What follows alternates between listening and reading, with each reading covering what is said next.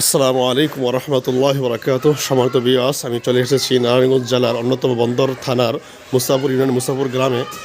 চলে আসছি মুসাফর ইউনিয়নের মধ্যে শাহিত হযরত মোহাম্মদ শাহ আলম বগদাদি রহমতুল্লাহ আলাইহির মাজার শরীফের নিকটে।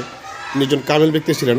আমি আশ্চর্য হতাম, মুসাফরের মধ্যে মুসাফর মাদ্রাসা, মুসাফর ঈদগাহ, মুসাফর কবরস্থান, এত ধর্মীয় কার্যক্রম কীভাবে সম্ভব। অবশ্যই এখানে যা রুহানি ফয়েজ ও বরকতে শুরু হয়েছে, তিনি আর কেউ নন, আমার দিল সাক্ষী দেয়, তিনি হলেন শাহ মোহাম্মদ শাহ আলম বগদাদি রহমতুল্লাহ আলাই, যার অবদানে গড়ে উঠেছে অত্র এলাকার মধ্যে বিভিন্ন ধর্মীয় প্রতিষ্ঠান।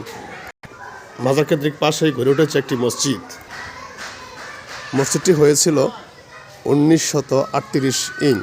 এটাকে মাস্টার বাড়ি জামে মসজিদ বলে পরিচিতি।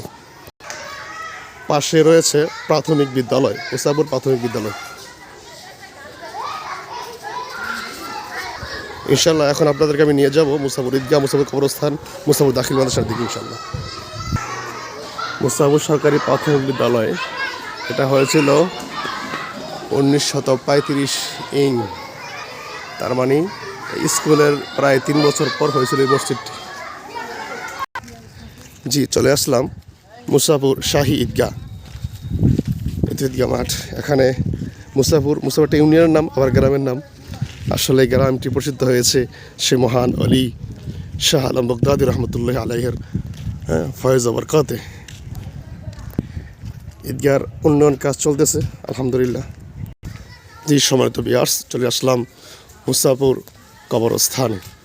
বিশাল বড় কবরস্থান, কত মূর্তিগান এখানে শাহিত। এখানে আমার বড় খালা এখানে শাহিত আছেন। আল্লাহ তাআলা প্রত্যেকের কবরকে জান্নাতের বাগান বানিয়ে দেন। মুসাফর কবরস্থান, যে সমস্ত মহান মনীষীগণ এদেশের মধ্যে ইসলাম প্রচার করেছেন, তাদের প্রচেষ্টার মাধ্যমেই আজ আমাদের মাঝে ইসলামী মূল্যবোধ জাগ্রত আলহামদুলিল্লাহ। চলে আসলাম মুসাফর দারুস সুন্নাত ইসলামিয়া দাখিল মাদ্রাসা, যেটি স্থাপিত হয়েছিল 1962 ইং। আসসালামু আলাইকুম রহমতুল্লাহ।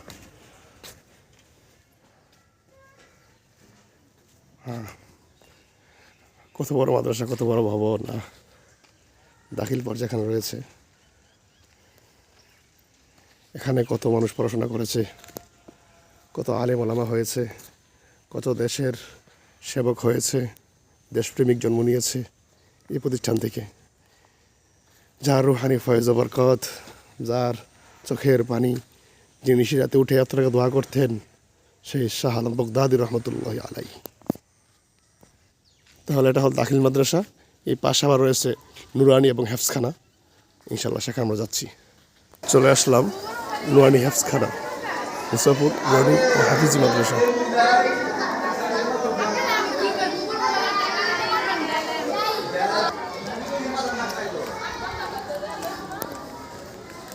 মুসাফর ঈদগাহ কবরস্থান মদিনাতুল উলুম হাফিজি আর নুরানি মাদ্রাসা এতিমখানা।